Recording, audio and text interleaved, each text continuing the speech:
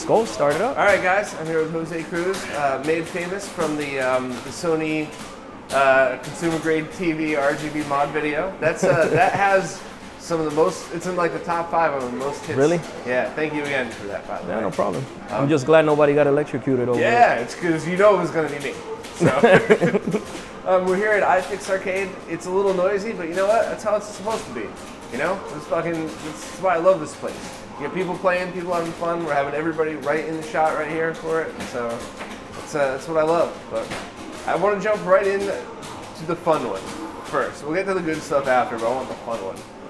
What was the first RGB mod you did on a TV, and like how did you just feel okay doing that, knowing, because you know you knew what you were doing going into it, meaning you understood the risk, you understood everything else, but what was the first one? The first one I did, I think we had it here until recently, but we sold it to that guy Will because we weren't using it anymore because we had more modern setups set up, and I wasn't uncomfortable jumping into it because I had already worked on so many cabs already, on CRTs on the cabs, so oh yeah, so like it wasn't really intimidating going in it. I already knew how to discharge a tube properly. I already made my own discharge tool. Don't buy those things that cost like $100. You could just get a screwdriver and a high resistance resistor, yep, and a high gauge cable, and basically make sure you insulate the handle where the thing is connecting. But I remember when we did that, we bought a long screwdriver from Lowe's, some cheap like $2 thing. A flathead. You scored it up to make sure there was no no plastic coating over it or anything. Then we took speaker wire, but you fanned it out. Heavy gauge, yeah. Yeah, heavy gauge, but you fanned it out, so it covered more, like, so if this beer bottle was the thing, you didn't just wrap it around one side, you fanned it out so the wire covered it, so more surface area was touching across. And then you checked, you definitely checked it with a multimeter to make sure. I mean, I had stories where, when I first did the tube transplant for Steve, not tube transplant, when I recapped his first chassis before doing the tube transplant, I discharged the tube like 2-3 times, you know, the usual, and I did the recap. Took me like, it was my first like chassis recap, so I took maybe like 2-3 hours, and the tube charged back up. We're talking about like I discharged it several times. It didn't shock me while I was discharging several times, but somehow it just gathered up more charge. I don't know if it was static or whatever, but it wasn't a heavy shock. It was just like you know, like a static zap. It was enough to startle you though. Yeah. I was like, what the hell? Like 3 hours, and now you shock me? It was like, hey motherfucker, I still got something here for you, you know? See, I have a long history with electrocution. My first, I remember, it was vivid memory. It's one of my earliest memories. I must have been 3 or 4 years old. My mother kept telling me, like, don't put your wet hands when you wash your hands. Don't put them next to the light socket. But why do us asshole Americans make it look like a smiley face? Looks like 2 slit eyes and a smiling mouth. So one time I was just like, I'm touching it with my hand. I'm like, I don't understand what's wrong with my mom. You know, like 3-year-old me, and I touched it and got zapped. And it was every couple of years since. There was one like weird looking plug on the floor when I was in 3rd grade. Like, what is that? And I went to touch it. And you know, when sometimes when you get electrocuted, you stick to it. Yeah, you get stuck. When I touched up against the wall, like it kind of zapped me back. But for like a good 4 or 5 seconds, which is a long time when you're in pain. 4 or 5 seconds. Hell yeah.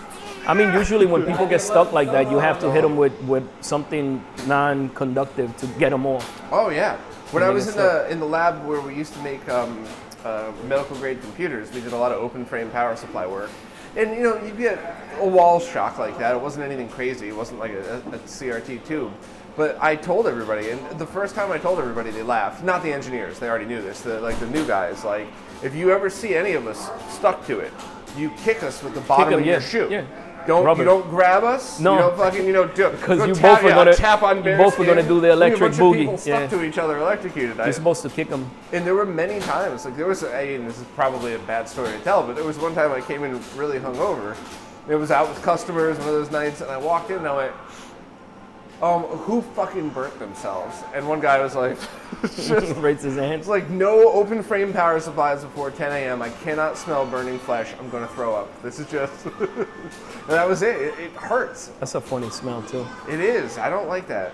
it's funny. Like I love violence in video games. Mortal Kombat. You know, the first time I saw Sub-Zero grab that guy's head and pull his head and spinal cord out, I couldn't stop laughing. That didn't bother you, but the smell of burnt flesh. Love fake violence. Real violence, real burning flesh. No, not for me. I don't deal with it. I fought my way home enough as a kid that I just wanna smile, eat my chicken rolls, drink my beer. No, you know, I don't want real violence. I don't want nobody set on fire, and I sure as hell don't want to be working on a tube with somebody and watching. Nah, you really, even when you get to the point where you're comfortable doing that type of stuff, you always have to remind yourself not to be too complacent, because that day where you're like, I've done this shit a million times, that's the day you're going to get shot. That's exactly right.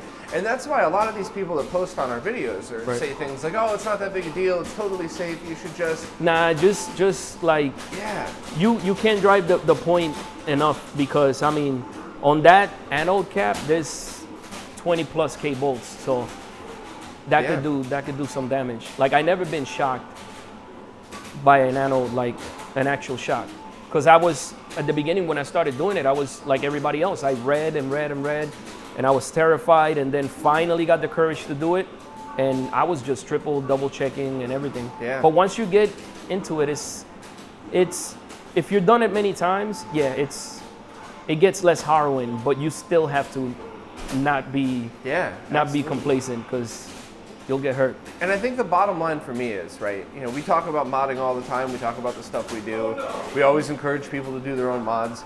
Really, at the end of the day, what's the worst thing that could happen to somebody that messes up an RGB mod on their Super Nintendo? Not much. They ruin their Super Nintendo, like really, that's it. Yeah, but that's no voltage that's going to kill them. No. So at the end of the day, the worst thing that could happen is like you lose some money. Whereas, even though it might not be likely, the worst thing that could happen, what if somebody has a heart problem they don't even know about? Stop your heart. You could die.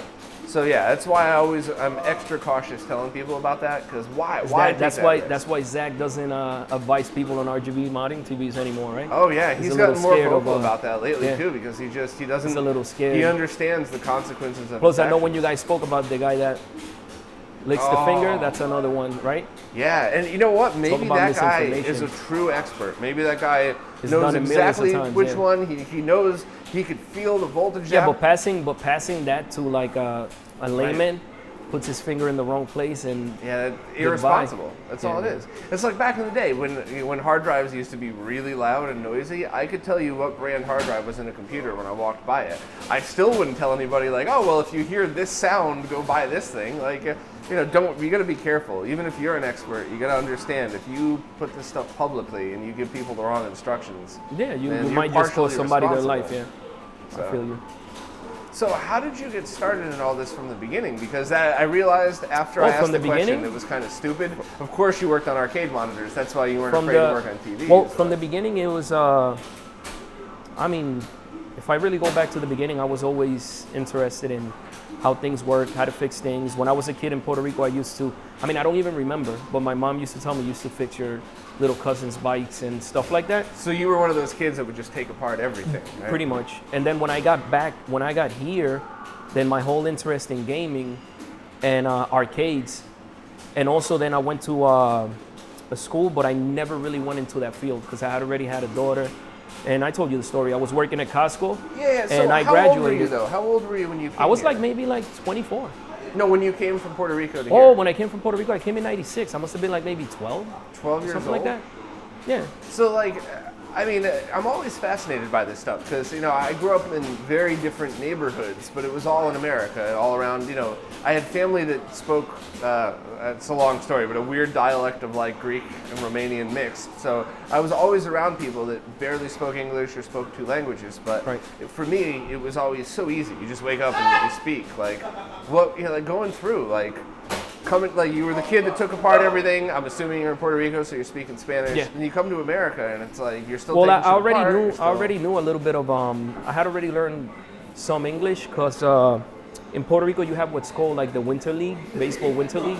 So a lot of major leaguers, when it ends here, they go out there to play. Yeah, so I used it's to not sneak spring into training. It's where they would go to practice before the Winter League. Spring training. So I used to sneak into the park, and I used to freaking broken English talk to these guys.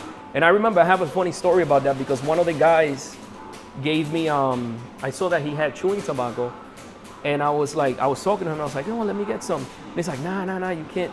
And then finally he relinquished, but he told me, Jose, for anything you do, don't swallow. right? Just spit it out. First thing I fucking do when I build saliva, I swallowed it by instinct. And that was the first time I felt high in my life. Like, oh God. I was like, you know how you have the railings? I was hanging Yeah. onto the railings to get to the bathroom because I was that. But I already knew a little bit of English when I got here, and more or less to defend myself. And then once I got into the console defend stuff, yourself. well, to defend myself, meaning like speak, you know, well enough to be able to get around, and that's what I mean by it. Okay, yeah. Gotcha. So I started collecting consoles because back then, you know, I was poor as hell. I used to go to a friend's house in Puerto Rico, and he had just recently moved back because I was living with my grandfather, and he was one of those kids that he had everything, like in the basement, he had a collection of games and everything. But if you beat him, he would kick you out. So I used to like let him win on purpose. So that feeling when I got here, I started working, and that's how I started amassing my collection. And then I got into fixing my own consoles and modding them. And it's a shame because I never got into that career of electronics, even though I graduated well enough, like with like a 3.85. But like I told you, I had a kid, already worked in Costco. I went to Technical Institute. You just skipped by a couple of things. So when you came here, you started your collection. So do you my still collection? have a I was lot still of in those high things school that and you had from everything. I have everything. I don't sell my stuff. I got rid of everything I at got, one point. There used to be a flea market. I don't know if anybody watches this from New York. There used to be a flea market in Coney Island when they still had the old train station, and it went all the way from the train station all the way up to the aquarium. And this was little bazaars, but everybody had totes full of games.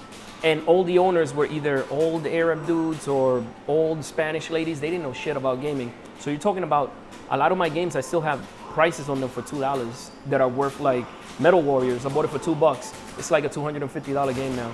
That's awesome. I love looking at it and be like, yeah, I didn't pay regular price. And then I just close the drawer back because I don't feel like digging through all that shit to play. That's incredible. That's why I got the EverDrives. But more or less, to be honest with you, once I got out of, I went to TCI. I graduated. So you went to tech school. You actually went for electrical engineering and everything? Electrical engineering and networking, double major. Graduated, never pursued it because I was already working. Basically, in my head, I was already working a good job. I was working at Costco. I was a forklift driver. Was already there for like a year and a half, almost 2. I have vacation time, sick time, and I have a newborn kid. So I didn't want to give that security up to try to go into the field because it's a hard field to get into, IT or whatever. And then when you get in it, you got to take a pay cut. So I didn't want to do that. And then I just left this whole thing as a side thing. And I've been fixing consoles. The owner of this place knows. He'll tell you. When we were friends going to high school, I was the one that they all came to mod their consoles. That's how I got my soldering skills because I pretty much started with PS2, and that's one of the hardest. Yeah, so I got 2 questions about that then. So first, can you talk a little bit about the consoles you modded when you were a kid and the mods? And then the people from New York that are still around. You got to talk about both of those. So the console mods, before I got into RGB, I done a bunch of them. More than mods, at first I did repairs, which was basically switching out power supplies if they were broken down, or recapping consoles. I was doing that back then. Mm-hmm. And then when I got into RGB, wow, I recapped NESs back then, but I used to do it the lazy way back then. I didn't have 808, so now I do. How did you do it back then? Did you cut the pins the lazy off way? Yeah, the metal. Yeah. I used to have to do the metal, and then I used to have a hand pump. So I used to have to add a lot of solder to the original one because obviously it's over 20, like it's old solder. Yeah. So I used to mix in more solder into it and then just use the hand pump pretty much. But when I really got into modding, I gotta be honest, besides repair, was PS2. And then RGB, what a everything. hard console to work on. Just taking it apart is complicated. I mean, I gotta be honest. I mean, even Boltar could tell you, if he started, when he started, you learn by mistake. You go and you buy the wrong iron, that's like freaking 1,000 watts or whatever. You burn a hole on your board, then you buy another system, then you start looking up. I bought the wood burner thinking it was a soldering gun. Remember the Weller thing? And then the only proper solder, if you still look them up, I started investigating, like, yeah, definitely this iron is too hot. Because I'm like, even if I stand there for a short time, I was pulling pads and everything. So I got rid of that Weller iron. And then I started looking into forums and stuff. And I saw that a lot of people were using this, it was it wasn't temperature control, but it was only 15 watts. And it was called Antec, was the company. Antex or something like that from UK. Mm-hmm. All their soldering irons are yellow. And it had interchangeable tips, so you could use a fine tip. And then I started learning the small things that you did. For example, like on the PS2, when you were soldering BIOS pins that were really close to each other, you would get some putty or whatever what is it, Play-Doh or whatever? Yeah. And then you would get, you know, the straight razors Yeah. that they break off to put in a straight razor. You would use those. You would put the putty, you put the straight razor between the two pins that you were going to solder. So more or less it would insulate them from each other. And then you would come and you would solder that pin. Obviously before that, you would, what you do is with a fiberglass pen, you would go lightly over all the pins that you were going to solder, because in the fabric they cover it with lacquer to prevent oxidation or whatever. So you would hit that, and then you would pre-thin your wire, and and then the blade would go in between. And it was easy then, because all you would do is, once your wire is pre-thin, the point is prepared, you just lay it there and you just pretty much just tapping it, and the flux does the rest of the work for you. But I had to learn the hard way. I'm shaking my head because I've worked on PS2s. Like those everybody. are some small pins. Yeah, after you do it a whole bunch of times. And then I learned the value of, after learning all that, then I learned, oh shit, I just modded this. All the points are fine, but it's not completely working. It's not booting, let's say, PS2 backups. And then you will go back and you will look at the points that are related to the PS2 backups.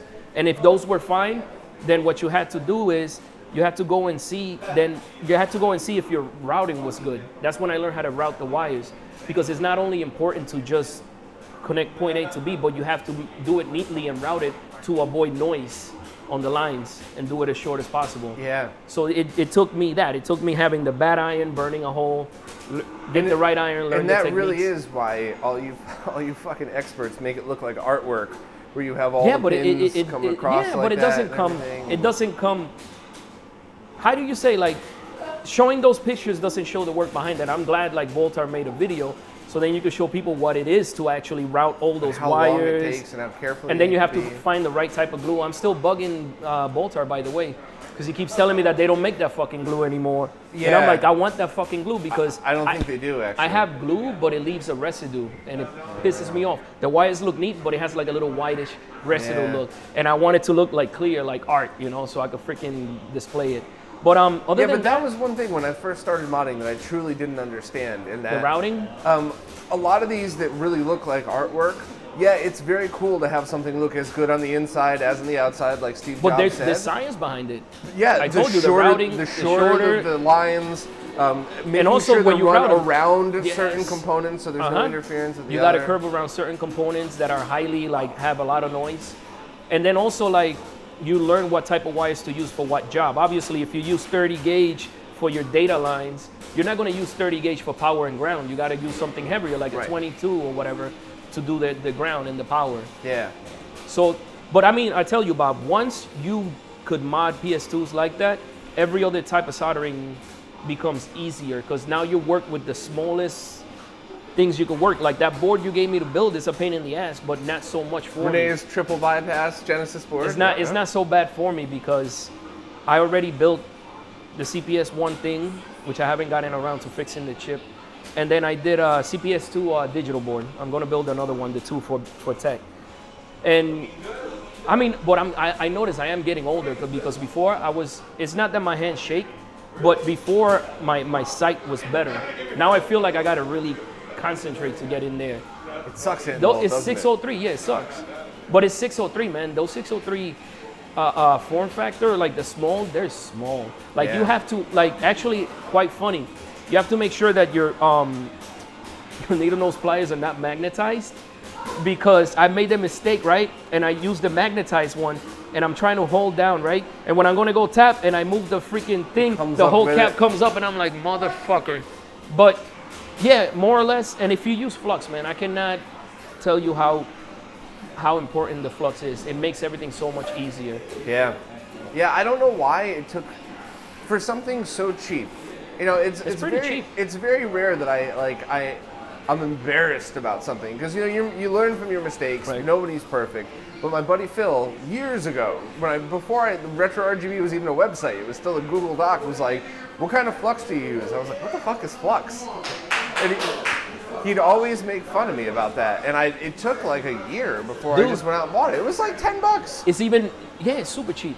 And then you have different times, right? Like you got different types. Like you got BGA flux, which is for It's for ball grid array. So you know when you re-ball a PS4 and you put the new balls in or whatever, the VGA flux is the one that you use. It has viscosity, so it holds the chip in place and it kind of slides into place when you put it into the rework station. Then you got the liquid. I started using the liquid type now because it's less of a mess to clean.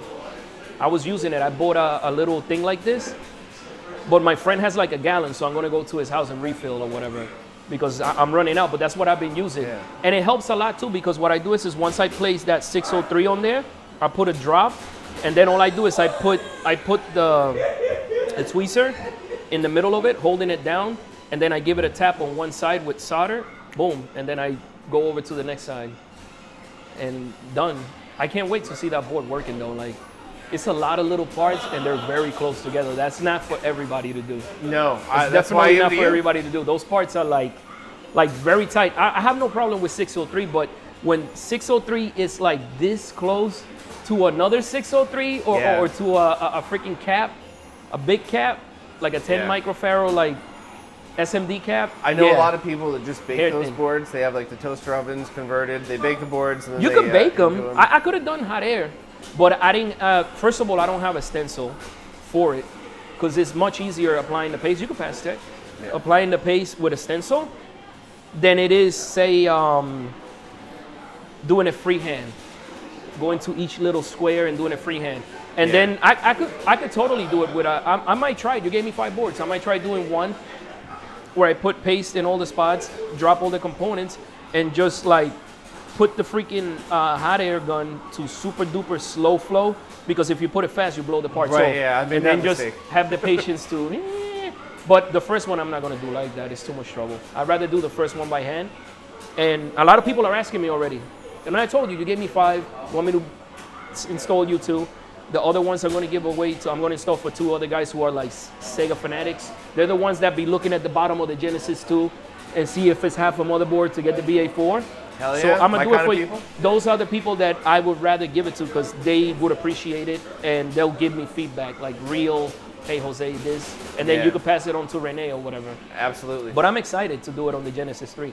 If I get home early enough tonight, I should be able to finish it. I mean, as you saw, I'm almost done. I just got a couple of more components. I got to flip the tantalum though, because I got confused by the line. Line means negative, it's not so positive. Funny. So Rene on those boards tried to mark it so that you match the mark on the tantalum capacitor with the mark on the board, thinking that he was doing people a favor. And in most cases he would, because it's easy to align. But when you have people that understand that tantalum caps are marked positive, or most of the other line caps is positive on the are tantalum. marked negative. So I thought that the line on the PCB meant negative.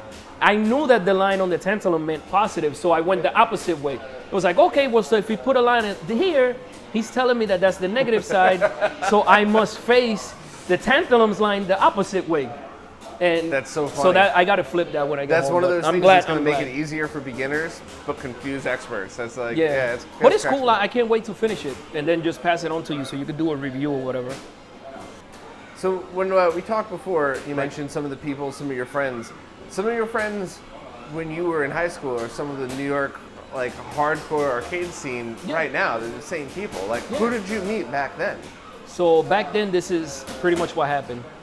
I was friends with Chris, the owner, Hayato, and we used to work together at McDonald's. And we used to not That's eat. where you guys met at we McDonald's? used to, we used to not, and Julio, we used to not eat on breaks because there was a mom and pop game store called Circle 2, right across the street. So we would go in there and we would see what the hot shit was. So more or less, we used to play fighting games together on the consoles. So this is a funny story because I used to be a big fan of, I don't know if you used to buy VHS tapes with the dub, where it was like the Chinese martial arts dub where they were still talking. Like the lips were still moving and the English dub was done. I had a whole bunch of martial arts, like Bruce Lee style ones like that. So my favorite was Drunken Master. So it just so happened one day we crossed the street on our break to go see, and they were playing the demo of Virtua Fighter 4 on PS2, and Sean D was doing everything that I saw in my favorite movie. So I was like, we buying that game. We bought it on the spot. We took it home. Chris, Julio, and I started playing, and I was winning a lot. I thought I was hot shit. So back then, I was the first one to have a computer because I built it myself out of crap I found, like compact in the garbage. Sure, and I would take the my memory. friend. Yep. So, whatchamacallit, so more or less, we start playing the game. I'm winning mostly. They're winning too, but I'm thinking I'm hot shit. I'm beating my friends. Big fish, small pond. So I had the computer, so I went to IRC chat line because there was a chat line BF home, Virtua Fighter home. And I started chatting, and a guy there tells me, oh, you're from Brooklyn, blah, blah, blah, blah. Oh, you think you're good? Go to Chinatown Fair. So I went to Chinatown Fair with them, and I thought I was good. And back then, my BF friends and I, well, they weren't my friends then, but we became friends. They had 2 Astro Cities that belonged to them. With Virtua Fighter 4, So set in sit-down versus. cabs like this. Yeah, set up in versus mode. I went there, Bob, and I got my shit pushed in so hard, that it made me reevaluate myself. And I was like, damn, I am not that nice. But it made me keep coming. And that's how I met all the friends in the fighting community. I kept getting my ass kicked, and I kept coming back till I got better and better and better. So that's really what, it's always what makes you. That's you know where what I made, Chinatown Fair was where I made all those arcade friends. All the people I know, Arturo, everybody, all those guys, I met them there. So you met, some of these, the guys that you're mentioning are some of the top players The top now. guys So you met them back then when you were all kids going to Chinatown when I was Fair. playing, well, more or less, that was like the mecca of fighting games. Like, there was many small arcades, because back then arcades were still pretty popular. So you still had your pizzeria machine, you had a machine in your bodega, your mom and pop video rental shop might have one, your laundromat might have one. So that was your local scene. But if you wanted to really see how good you were, Chinatown Fair was the place to go. So when I went out there and I got my shit pushed in, it just motivated me to come more. And on top of that, it more or less, like, Arturo's not a Virtua Fighter player. I'm a Virtua Fighter player. But since that was the mecca, that's where all the machines were. There was Virtua Fighter, Street Fighter Alpha 2, you know, Third Strike. All the community, it was a melting pot of all the communities. Like, sometimes when I was waiting, when I put my quarter up, and maybe I was the 4th guy in line, I would go watch Justin Wong and all those guys play. So it's a small world as far as really like awesome. the New York scene is. Man, it's so funny because I really only met you guys just under 2 years ago now. Oh yeah, in the old shop, right? Yeah, it's just like some of the stories I heard, because I grew up, I grew up at least I'm still waiting 2.5, for you to 3 bring hours. your friend. Yeah, I mean, I met people over the years that were that good, that did pop down to Chinatown Fair, and they did go to the events, but I was always all over the place and everything. But I got a couple of friends that were always mega into this, and I never... You should bring them, man. It's so funny hearing the people that were there, like the other side of the story. I heard my friends tell the story, and now I'm hearing you tell the stories. But that's literally, that was the central meeting spot for everybody that played fighting games in New York back then when arcades was still something. Yeah. Now, more or less, what you're seeing now in here and in Next Level, at iFix and Next Level, is us who lived it trying to keep that dream alive. That's the reason. Look, Bob, look how much work we put in. Cabs, figs, streaming equipment. We're trying to keep that authenticity because we still know that there is people out there that still cherish that feeling. I mean, you love it. And I don't know how many arcades you went to when you were a kid, but... Exactly what you described. The pizza place with the Mortal Kombat machine, the game store. But the with atmosphere is awesome. You would think that all the yelling and the cursing, because sometimes it gets that heated during a match, but it's fun. You see, it's hype. That is the example that I use all the time. When I was the first Two Old Two Furious tournament that I went to, it wasn't the first one ever. It was... I mean, I'm trying to describe it without sounding cheesy, but like it was electric. In the atmosphere, room. You could feel that shit. And if like even people that might not have understood realized that while everybody was right on the brink of popping off, it wasn't. It was positive. It wasn't negativity. It's not like you know. It's not like one of those times where you're like, oh my god, what's going to happen to my safe? It's the opposite of that. It was just, all the guys that are there are pretty much guys who lived it in the arcades, and they love that feeling. I mean, you saw. The first one you went to, how many people were cooperating, bringing monitors, bringing equipment, bringing super guns, just to make the experience more authentic for everybody? I mean, you went to the first one, you were like, holy shit, this many PVMs in one fucking room? Like, all these guys know about RGB? It made me happy to have so many people in one place understand why it was important that they did that. Some people are just like, oh, I heard this looks better, I appreciate it, and that's fine. I'm not shitting on those people at all. But there are those... They're the people that drive you and I crazy. They're like, why are you using RGB? Doesn't that add lag? That guy right there. That guy right there, the owner of the store. The owner of the store. When I modded the first, when we didn't have, before I had modded the first RGB TV, right? This guy right there, he said, I don't know what you mean by RGB. And I'm like, RGB? And then he sees the first TV I modded, and he's like, oh man, that shit looks mad good. So then one day, when we went to the first 2 all together, him and I, and we brought monitors and equipment to help, somebody brought a regular TV, and they had it on a super gun with composite. And right next to it was the same game on RGB, and I'm like, get your ass over here. Can you tell now? It's like, holy shit. Nah, yeah. So now he's RGB everything now. But before he was like, huh? I can't see it. I wanted to hit him with a 2x4. You see it now, motherfucker? Ah! So I'd obviously seen RGB before. I had the monitors and everything when I met you. I had the BVMs when I met you. But I'd never seen an RGB modded TV before. And the first time I saw it, I didn't grasp until I saw it with my own 2 eyes that it's essentially an arcade monitor. Yeah. And I remember when you invited me down. You invited me down to iFix. I came down, I walked in, and I was just like, hold on a minute. Scott, you gotta get down here and see this. I remember walking in and seeing you by the TV, and you gave me a thumbs up, and I was like, holy shit, that must be good.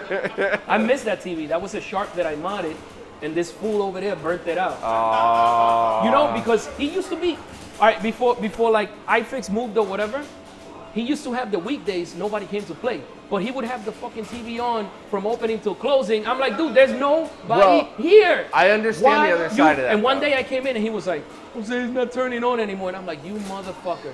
Yeah, but I completely understand the other side of that. Because you know how many people probably walked into that place to get their computer fixed and were like, what is that? No.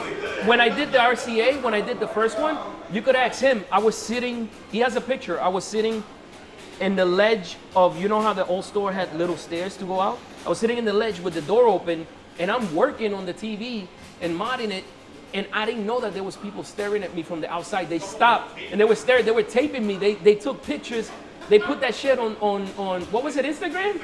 And that shit had thousands of views, and I didn't even know. I was like, That's what the hysterical. fuck? And a lot of people got nervous because they saw me. They saw me in one of the videos that he posted. He's like, oh my God, he got his hand in the back of that TV and it's open. Like, how is he doing that? Not knowing that you didn't charge it, yeah. That's and what I was doing then, I was trying to find the sync because I tried feeding the sync as usual to this composite video pin.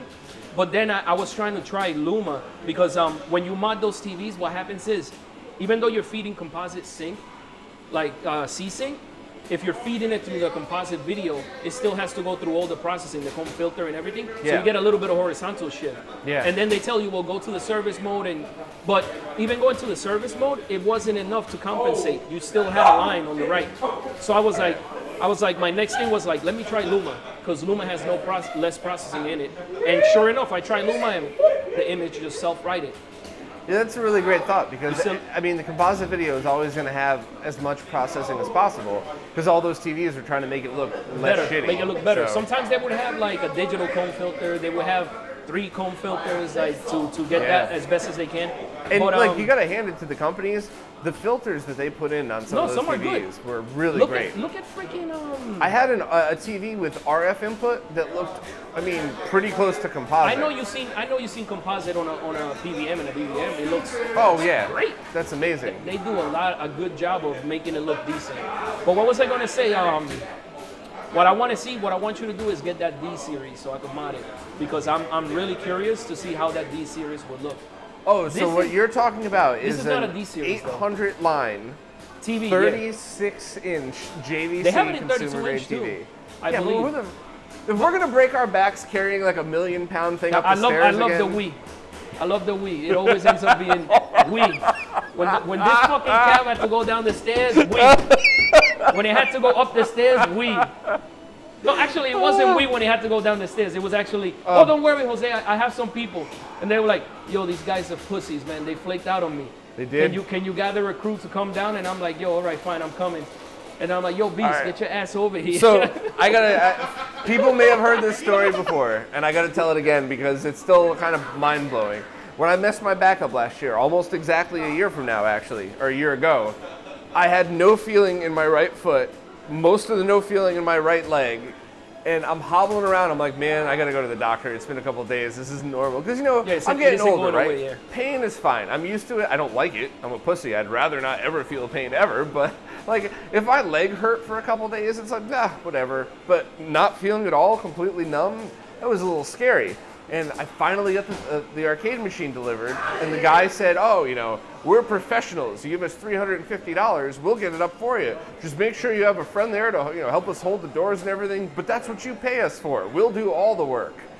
Okay. And then, like, a 65-year-old guy who was limping walks up with his son, who was strong, but not a big guy. Mm-hmm. So it ended up me with one working leg, pretty much, and Jose pulling this thing up the stairs one by one on a dolly with the kid on the bottom trying. Flights and I thought I was going to die halfway up, and he was just like, come on, man up, we can do this. I'm like, damn it, you're right. Like, but going down was better because we got Beast in the bottom. And going down, I swore to him I would not call him to get it out of there. I swore to him. And then push came to shove, and I was just like, I'm really sorry, man. Oh, was it the film crew in your office that was working there? Yeah, there was a film there? Crew there. They said they'd helped, and they didn't. We got you. When they saw the machine, they pussied out. Yeah.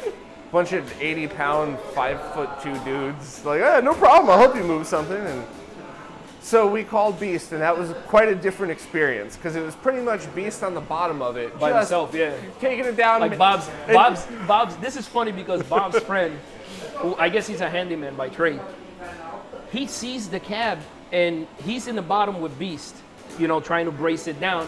And as soon as he sees the cab, he's like, no, let's tie it up with a rope to the top just in case. We're going to build a pulley system. And Beast was like, you know, get the fuck out the way. I got this. And he by himself, bottom of the cab. I wish I got video of it. He's walking it down the stairs one at a time. And Jose and I are at the top making sure it didn't go. It's fucking 700 pounds. And it's top heavy. Yeah. Because of the monitor. That cracked me up. It's cool, It was funny. We got to the doorway of this building, and Beast was like, all right, cool, you guys got this. I'm like, get the fuck back here. You just carried it down a flight of stairs. You can make it through the door. And then that day I told Bob, yo, when you're moving that D32, don't even, don't forget my number. That fucking D32, I never seen such a big monitor in my life. Like so when we go pick up the D36, we'll bring Beast, I'll rent a van. It'll be the three of us lugging that shit in. But you haven't seen any, right? No, I've been posted one on the CRT Collective, but I don't think it's in the nearby this area. Yeah.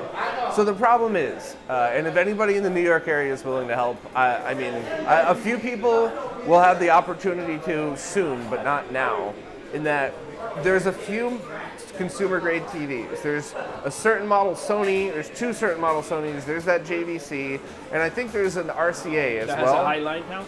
It's not just that it has a high line count. They're super high quality, they're huge, and they can definitely be RGB modded. So what I would like to do is start stockpiling these. And you know, there's no secret, the eventual goal is to start or contribute to some kind of video game museum, whether it's we take this place and blow it up and make it 10 times bigger, whether we collaborate. But I want to start stockpiling these things. And I want to try to get as many as possible together so that we can just start, like, first of all, pull the boards out, and then we just sit there one day, you know, I'll buy a 30 case and we just recap every board and at least the consumer grades have less caps in them. Well, and then we go through, and that way we have a bunch of gigantic, really good quality CRTs. You know something that I realized, Bob, is that with a lot of these TVs, they're old, you know, they're pushing 20 years old, and when you get them and you RGB mod them, it might look great, but the geometry might be a little off because you're talking about 20-year-old caps. They might be on their way out. The deflection section might need a recap. You got to recap the whole thing. It's like whenever I do mods, I like doing a cap list for said TV. While I'm in there doing the mod, why not do a cap list? Just in case that when you turn it on, you go to the service menu, you already got pretty RGB and you're trying to get it, but you can't quite get the geometry right. You know what caps are in there, and you recap it. I wouldn't see why not. You already went in there. Why not? Why not? And funny you mentioned mention that, but Jose's been putting together cap lists for monitors and boards for BVMs, and has been offered to donating them to the new website. Oh, the F1U, yeah, I was sitting there for like an hour. So we have an E1U on the floor right now that it's propping up the camera. It does the overload light more or less. And we already, I already tried the PAT kit on the deflection, and I believe it's deflection and the input board. I did that kit, but it's still overload. So now we're thinking it's the power board. And that's the thing, though. Once these things are done, like the crew that Jose rolls with, and I tag along to, like a happy little tag along, but they don't hoard information. Whether it's calibration settings for an arcade monitor, whether it's the exact capacitors for each one of these, all of these lists now are going up on my site, and at some point are probably going to be shared everywhere. That should be freely available anyway. It should, It should be one of those why things. not to. I mean, it's a dying technology. There's no reason to hoard, CRT. If anything, there should be more information available for people that are capable of repairing these things. Because it's a dying art, in my opinion. There's not that many CRT repairmen. Like a real legitimate one, like even if there's a TV repair shop, they more likely than not have moved on to newer tech. They probably don't take in CRTs anymore. It's not worth their time. In the age of the internet, there's no reason to have that hoarding information mentality anymore. And there's no reason to be like, oh, let's not tell anybody my secrets because I'm afraid they're going to steal them and work it for themselves or anything. That's that guy right there. Ah. He's the owner of the shop. So yeah, it's a good thing, and I want to put it all out there. But like when we finish this interview, I already did a list of the whole power board, everything. Even it has 3 daughter boards. Yep. And I did that too. So now what I want to do is I'll probably take the deflection and the input card home and do a full cap list for it. I'm not saying that per se it's a favorable method of just replace everything. But for something that old, why not? Yeah. All right, so it's starting to fill up in here a little bit more. Yeah, so I got one more question for you, Shoot. and then I'm gonna shove a camera in your face again at some point. So you're stuck at some other. You got to point, do you got to do tech at some point. No, take it. Here we already got one.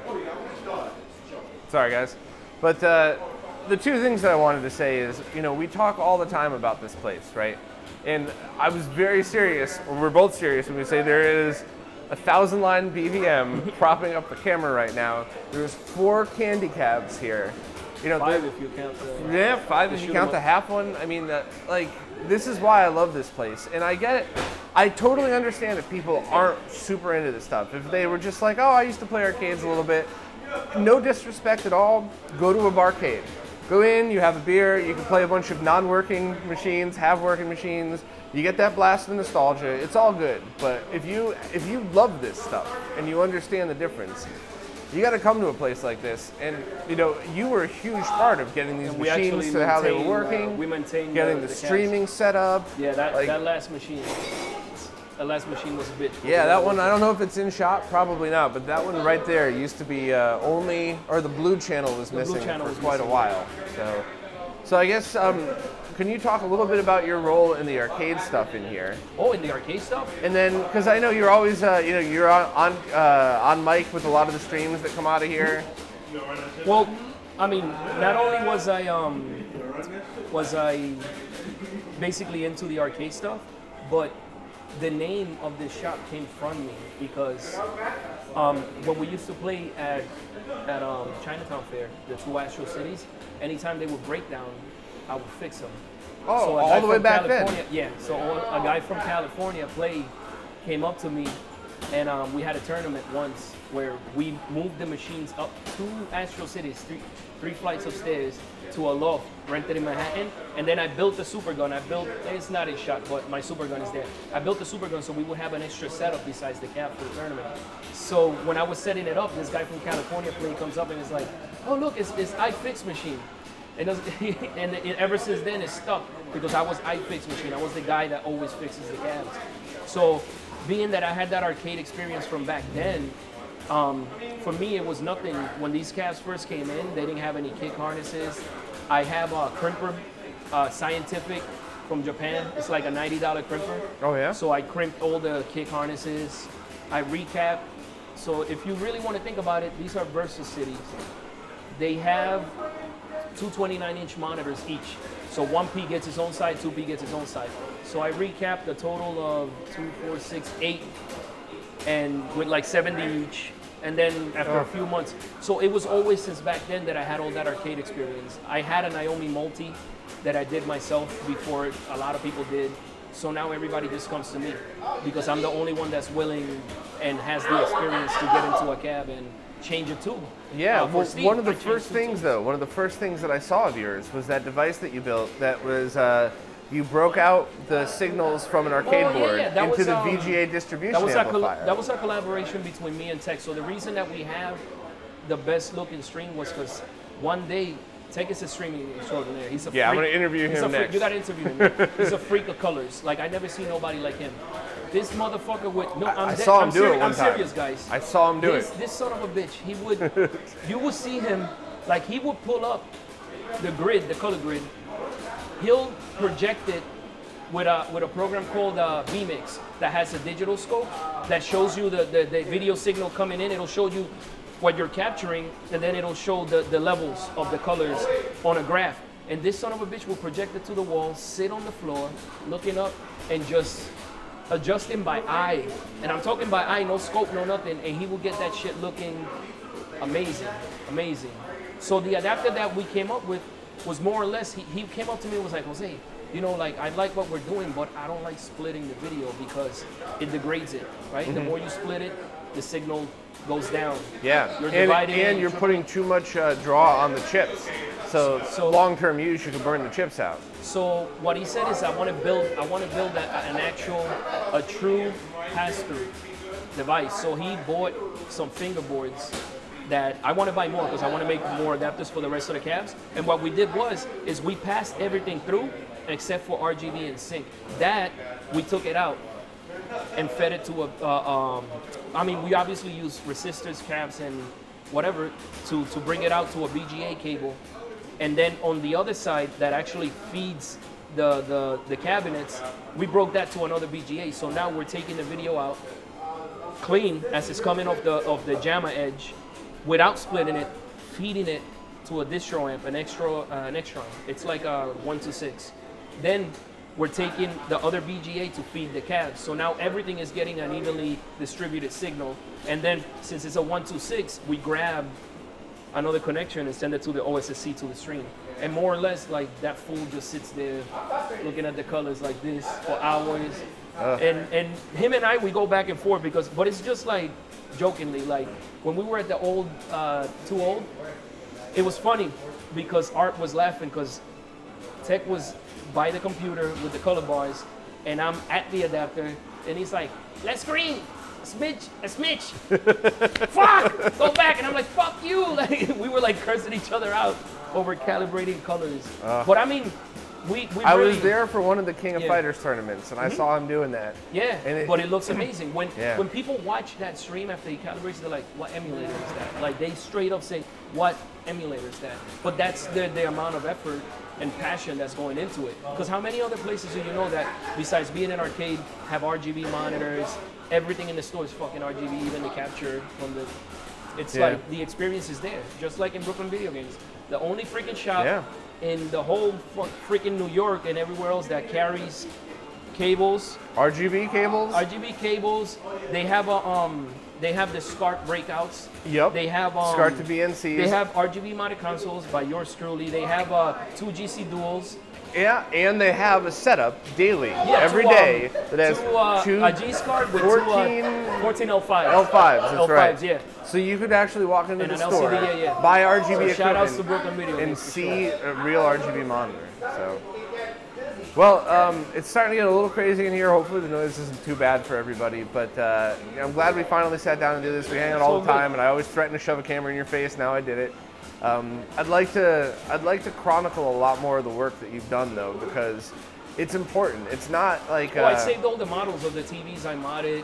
It's not just that. I want to show. I want to go through and do a completely different video on how you do tube swaps of taking a busted ass consumer grade TV, taking the tube out, and now making a mint condition Neo Geo content out of it. The last one, you've seen the last one we did, and it looks amazing. And it was there's a funny story behind that because we hit up a whole bunch of people on Let Go, Craigslist, and it all fell through. So Nelson said, "Oh, why don't you guys just go to the recycling center here, President Street in Red Hook?" So we go to the recycling center, and the first thing Steve does is he takes a curve for the consoles and picks up a whole bunch of consoles. I'm like, yo, like, let's go look at the TVs. We couldn't find anything in the area that they have for sale. So I'm like, yo, can we get in the back where all the broken stuff that's gonna get shipped off is? And we go, and there's like a 12-foot pallet already wrapped. So we found 2 TVs loose. But when I open it, the tubes were 27 inches. It has to be 25 inches. So we break the pallet, we take a TV, it turned out to be 27. We put the pallet back together, I'm wrapping it. I must have been with the shrink wrap like in my 30th wrap. When I went left and I see this shiny, sharp 25 inch with the silver bezel, one of the later 2000 models. And I'm like, this is 25 inches, give me the tape. So I go and I measure from diagonally, right? Yep. From the corner of the tube to the corner of the tube, I get a perfect 25. And Steve, I'm like, yo, Steve, I found one. And he gives me the look like, nah, we're not breaking this shit. And I'm like, Steve, I found another one. And he's like, okay, let me measure it. So he goes and he measures it. And he's like, no, it's 27. I'm like, what are you doing? He was measuring from the bezel to bezel. Oh, no. Instead of tube. I'm like, dude, yep. You're measuring from bezel to bezel. The bezel is not a part of the tube. It's just the bezel. Measure from the corner of the tube. It's like, oh, it's 25. So he reluctantly, we broke it down, took the pallet back apart because now this TV wasn't on the top. It was actually in the freaking middle of the 12 feet pallet. So we took it out, boom, put it to the side. So now we had 2 TVs. I wrapped it back up. We took it, and that same day I replaced it, and it was a 2004 model. Now the TV didn't function. It was basically one of those that the chassis breaks down, but the tube is still intact. Yeah. And that's what you should know. When you get a TV, it doesn't matter if the TV doesn't work. As long as that tube is not busted, you can still use the tube because you're gonna use the arcade chassis anyway. So I went ahead and did the change. I had to do shit. I didn't have to do nothing. All the colors were perfect. Like I pull up the color bars and everything was So you just pulled showing. the neckboard. Pulled the neckboard on this one?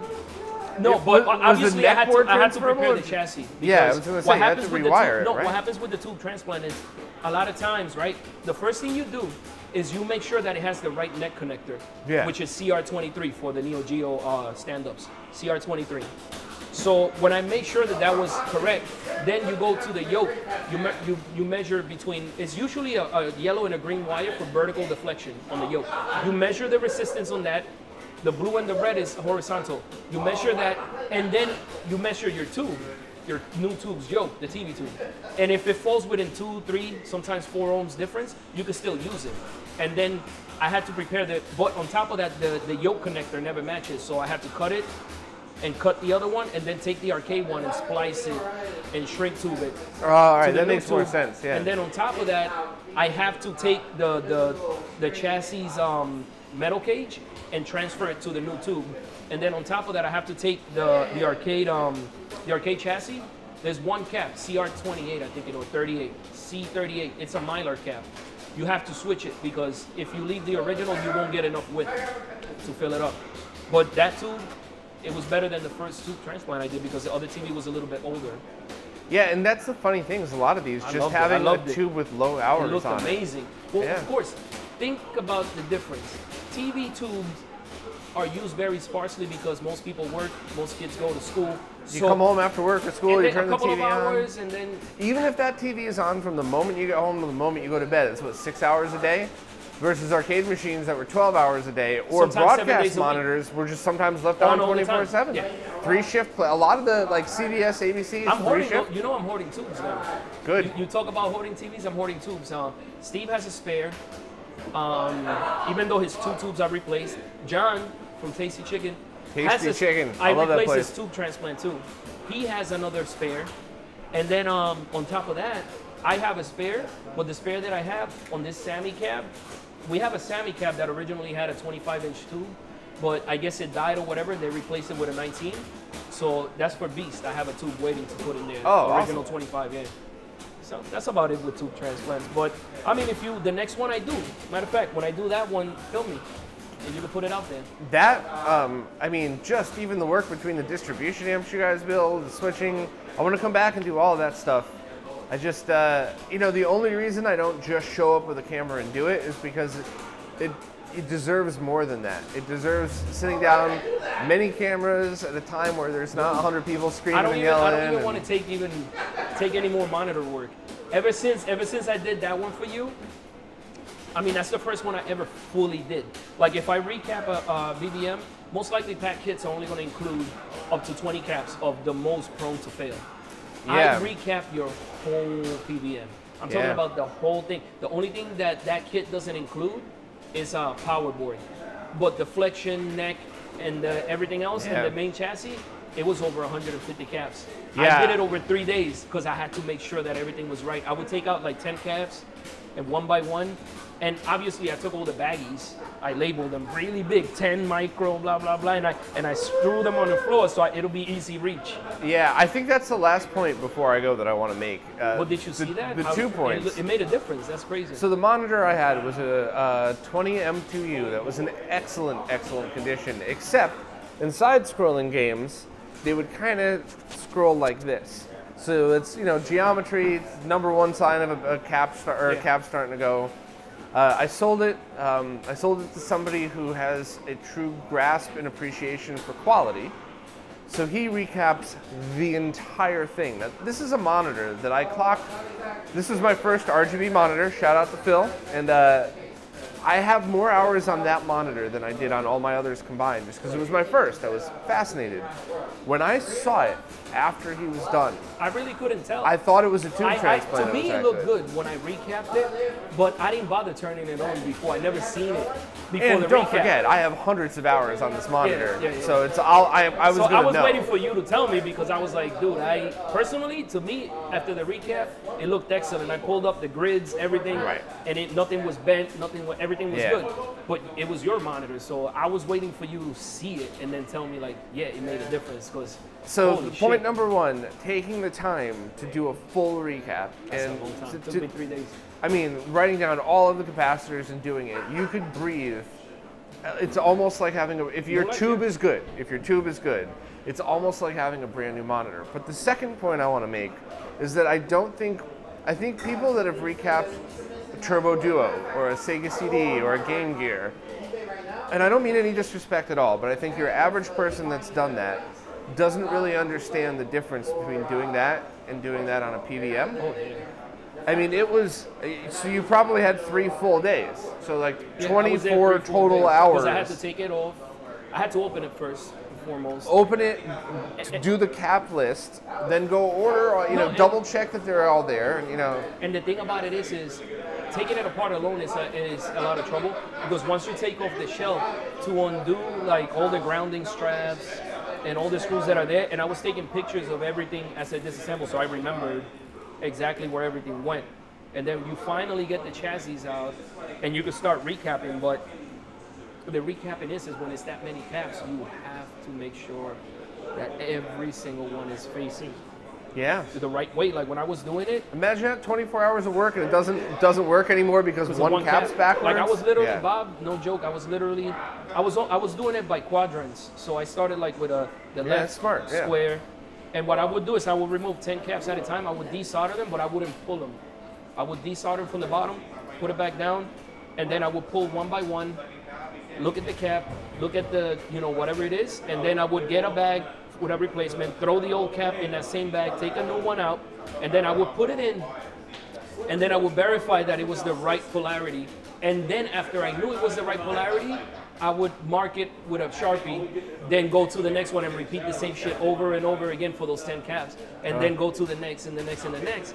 And then even when I soldered, when I finished soldering everything, I flipped it over to click the caps, and then on top of that, I checked the board 4 different times in the bottom to make sure I had no missing joints, no cold joints, no pull pads, no nothing. And after I was done with that, then more or less remembering how to put it back together, and then the magic moment, because I left it open. I was like, if it doesn't turn on, I don't want to have to undo everything. But thankfully, like it came back to life, and I was like, holy shit, my first one.